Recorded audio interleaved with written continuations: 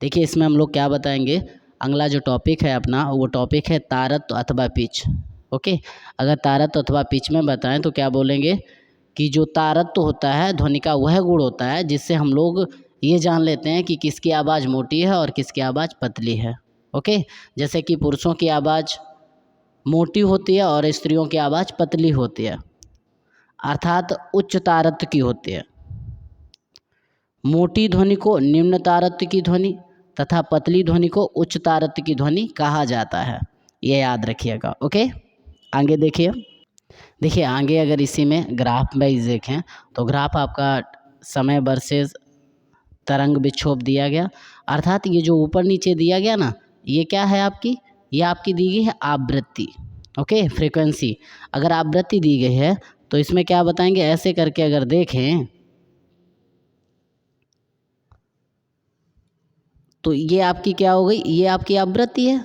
Okay, अगर ये आवृत्ति है तो इसकी अपेक्षा इसमें ज़्यादा फ्रीक्वेंसी है। देखो ये तुरंत गैपिंग हो रही है, राइट, टर्न तुरंत हो रहा है, इसका मतलब ये है इसमें निम्न आवृत्ति है। कैसी है, निम्न आवृत्ति है। क्या बता सकते हैं कि निम्न आवृत्ति की ध्वनि को क्या कहा जाता है, निम्न तारत्व की ध्वनि। ओके, और इसमें क्या है, उच्च आवृत्ति है, मतलब बहुत ज़्यादा आवृत्ति हो रही है, तो उच्च आवृत्ति की ध्वनि को क्या कहा जाता है, उच्च तारत्व की ध्वनि। ओके, नेक्स्ट अपना जो टॉपिक आता है वो क्या आता है कि प्रबलता किसे कहता है। ओके, ध्वनि की प्रबलता या फिर ये बोलते हैं लाउडनेस। ओके, मतलब बोल सकते हैं कि प्रबलता ध्वनि का वह गुण होता है जिसके आधार पर हम ये पता लगा लेते हैं कि कोई ध्वनि कान को धीमी या तेज सुनाई पड़ती है। मतलब अगर धीमी आवृत्ति होती है या उसकी प्रबलता धीमी होती है या हमें अपने कानों को धीमी आवाज़ सुनाई देती है तो क्या बोलेंगे, उसकी प्रबलता कम है। ध्वनि हमें धीमी सुनाई पड़ती है तो क्या है, प्रबलता कम है, और जब तेज सुनाई पड़ती है तो प्रबलता अधिक है। अब प्रबलता का मतलब होता है आयाम से। ओके, ध्वनि तरंगों के अगर आयाम छोटे छोटे हों तो ध्वनि धीमी या मृदु होगी। मतलब अगर आयाम छोटे हैं तो ध्वनि धीमी या मृदु होगी, यदि आयाम बड़े हैं ज़्यादा तो ध्वनि अधिक या असहज होगी।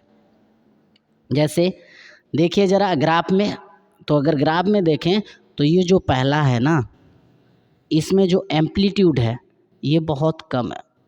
ओके, ये एम्पलीट्यूड देखो कम है, और इसमें क्या है, इसमें ए ये ज़्यादा है और इसमें ये ए कम है, बहुत कम है, तो क्या बताएंगे, ये मृदु ध्वनि हो गई।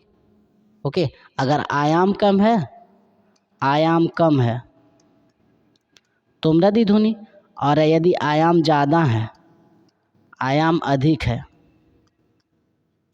तो कैसी होगी, प्रबल ध्वनि होगी। ओके, याद रखिएगा, यह ग्राफ भी बना लीजिएगा।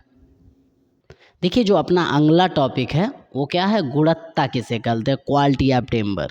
ओके, तो क्या बताएंगे, गुणवत्ता ध्वनि का वह लक्षण होता है जिसके आधार पर हम दो भिन्न भिन्न वाद्य यंत्रों में उत्पन्न ध्वनियों में अंतर ज्ञात कर लेते हैं। मतलब गुणवत्ता ध्वनि का वह लक्षण होता है जिसके आधार पर दो भिन्न भिन्न वाद्य यंत्रों द्वारा उत्पन्न की गई ध्वनियों में अंतर उत्पन्न कर लेते हैं।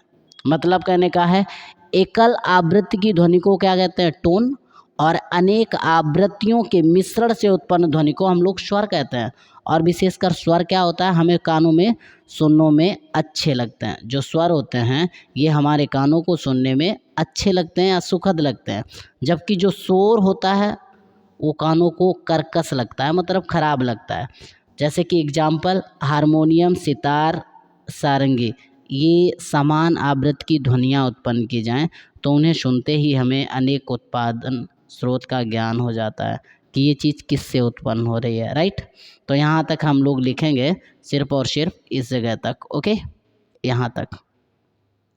आगे देखिए नेक्स्ट अपना जो टॉपिक आता है वो क्या आता है, तीव्रता, इंटेंसिटी किसे कहते हैं, तीव्रता किसे कहते हैं। तो क्या बताएंगे, किसी एकांक क्षेत्रफल से प्रति सेकेंड में प्रवाहित ध्वनि की ऊर्जा की मात्रा को ध्वनि की तीव्रता कहते हैं। इसका मात्रक वाट प्रति मीटर स्क्वायर होता है। सूत्र अगर देखें तो देख लीजिएगा, अगर सूत्र देखें इसका तो सूत्र क्या देखेंगे, तीव्रता बराबर प्रति सेकेंड प्रवाहित ध्वनि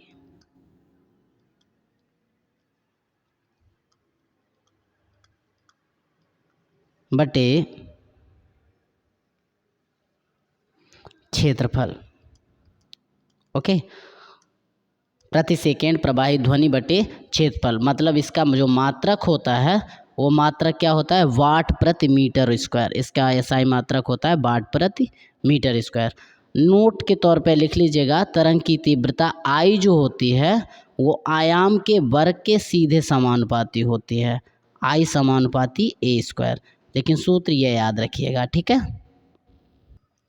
नेक्स्ट अगर देखें अपना तो अगला टॉपिक क्या है, विभिन्न माध्यमों में ध्वनि की चाल। ओके, तो अगर ध्वनि की चाल की बात करें तो बताएंगे किसी माध्यम में विक्षोभ जिस गति से संचरित होता है, मतलब कोई भी माध्यम हो उस माध्यम में जिस गति से विक्षोभ गति करेगा उसे ध्वनि की चाल अथवा वेग कहते हैं। ओके, तो ध्वनि की चाल अथवा वेग को v से रिप्रेजेंट करते हैं और इसके बाद लिख लीजिएगा v बराबर √e/d, ये सूत्र हो गया। ओके, जहाँ पे e आपकी प्रत्यास्थता है, क्या है, प्रत्यास्थता, और d क्या है, घनत्व है। ओके, लिख लीजिएगा।